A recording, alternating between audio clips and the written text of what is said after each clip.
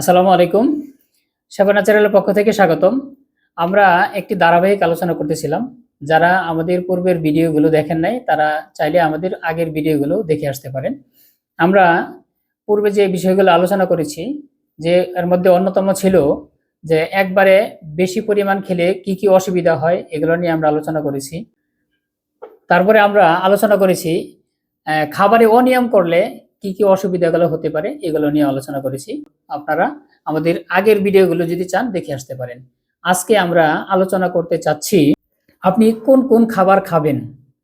বিশেষ করে গ্যাস্ট্রিকের রোগীরা যারা গ্যাস্ট্রিকে ভুগতেছেন তাদের জন্য পরামর্শ হলো আপনি আপনার কোন খাবার খেলে আপনার গ্যাস বেড়ে যায়, গ্যাস্ট্রিকের ব্যথা বেড়ে যায়, বুক জ্বালাপোড়া করে, টক ঢেকুর আসে, ওই খাবারগুলো আগে নির্বাচন করুন।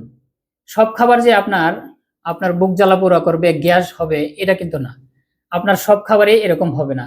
কারো কারো আছে বেশি ঝাল মশলা খেলে জ্বালাপোড়া করে, কারো কারো আছে টক খাবার খেলে জ্বালাপোড়া করে, আবার কারো কারো আছে ভাজা পোড়া খেলে জ্বালাপোড়া করে, আবার অনেক গ্যাস্ট্রিকের রোগী আছেন এগুলো খাবার কোনো না কোনোটা আবার সে খেতেও পারেন।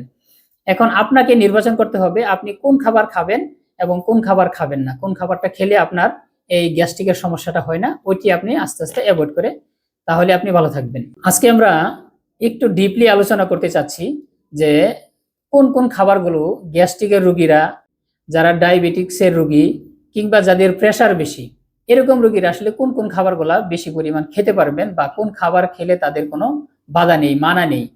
এর মধ্যে অন্যতম হলো আপনি যদি শাক সবজি জাতীয় খাবার বেশি পরিমাণে খান আপনি খেতে পারবেন, আপনি পেট ভরে খান, সমস্যা হবে না। টক জাতীয় ফল, সব ফল কিন্তু না, টক জাতীয় ফল যেগুলো আছে এগুলো আপনি পেট ভরে খেতে পারবেন, বেশি পরিমাণ খেতে পারবেন।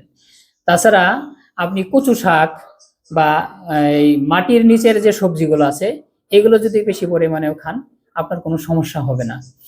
এ কারণে আপনি এই জাতীয় খাবারগুলো যদি বেশি পরিমাণে খান সমস্যা হবে না।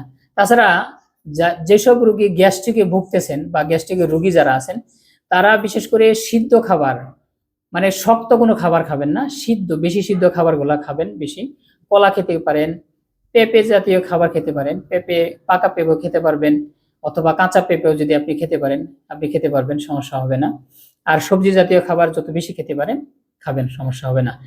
আরেকটা জিনিস মাথায় রাখবেন, অবশ্যই অবশ্যই আমি আগের ভিডিওগুলোতেও বলেছি, আজকেও বলছি, পানি খাবেন প্রচুর পরিমাণ। পানিটা খাবেন, আপনি কোন সময় খাবেন না ওই সময়টুকু অ্যাভয়েড করে খাবেন, অর্থাৎ খাবার মাঝে খাবেন না। এবং যে সময়গুলোতে খাবেন বেশি বেশি পানি, ঘুম থেকে উঠে যত বেশি পানি খেতে পারেন। একদিনে খুব বেশি খেতে পারবেন না, আস্তে আস্তে অভ্যাস করতে হবে। অর্থাৎ আপনি একদিন হাফ গ্লাস খেলেন, পরের দিন 1 গ্লাস খেলেন, পরের দিন 2 গ্লাস খেলেন, এভাবে আস্তে আস্তে যদি আপনি পেট ভরে পানি খান আপনার এটা ওষুধ হিসাবে কাজ করবে। তাছাড়া আপনি খাবারের মাঝে পানি খাবেন না, খাবার গ্রহণের কমপক্ষে আধা ঘন্টা 1 ঘন্টা আগে পানি খাবেন এবং খাবার গ্রহণের 1 থেকে 1.5 ঘন্টা পরে আবার আপনি পেট ভরে পানি খেতে পারবেন। তাছাড়া ঘুমানোর 3 থেকে 4 ঘন্টা আগে খাবার খেতে পারলে সবচেয়ে ভালো।